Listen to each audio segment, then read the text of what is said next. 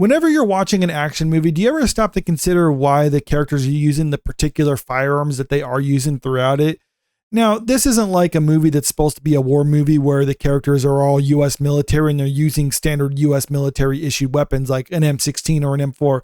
I'm talking about a movie where the filmmaker could have had the character use whatever gun they wanted, but they chose a specific gun for a particular purpose. And the fact that you've got replica written down the side of your gun.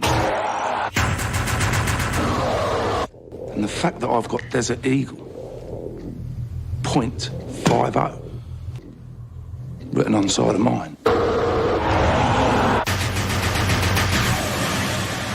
This is similar to costume choices because it's not like they're just wearing whatever they're wearing just on a whim.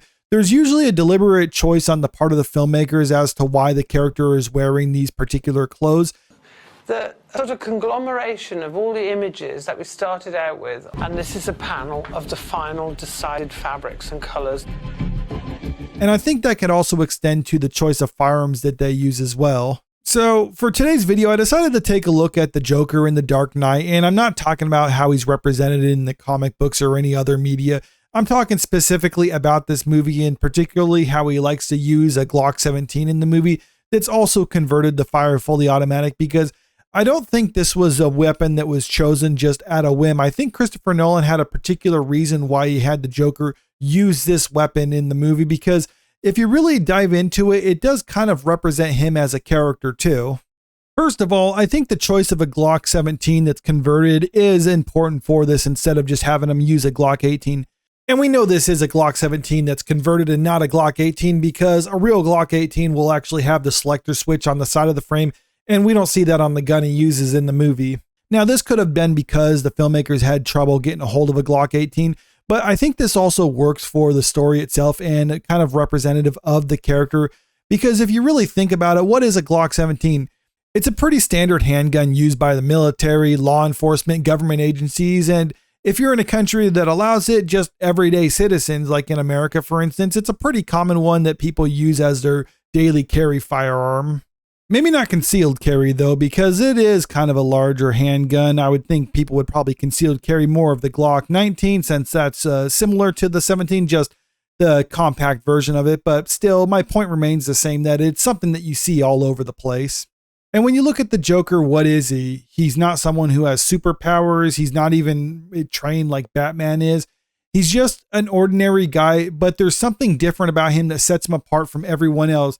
And that's kind of what the Glock 17 is when it's converted to fire fully automatic, because you're basically getting something that's pretty mundane and normal, and then you're changing it in a manner that makes it stand apart from the crowd. And in certain circumstances, it actually makes it significantly more dangerous than what it ordinarily started off as being.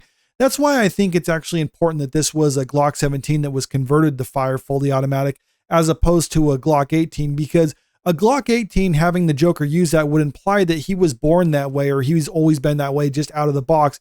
But that's not the case when it comes to the Joker, because he clearly started his life as a normal man and then changed into the Joker sometime during his life, as can be visualized by the scarring on his face. You want to know how I got these scars? After all, it's not like he was born with those scars. Someone had to give them to him, whether it was his father attacking him or him doing it to himself. He tells conflicting stories throughout the movie about how he got his scars, because really it doesn't matter how he got them. What matters is that something changed throughout his life that made him into the way that we actually know him. Most people who've probably used a fully automatic Glock or a similar type of machine pistol would probably be willing to say that when you're just letting loose with it, that it's really difficult to actually hit what you're aiming at.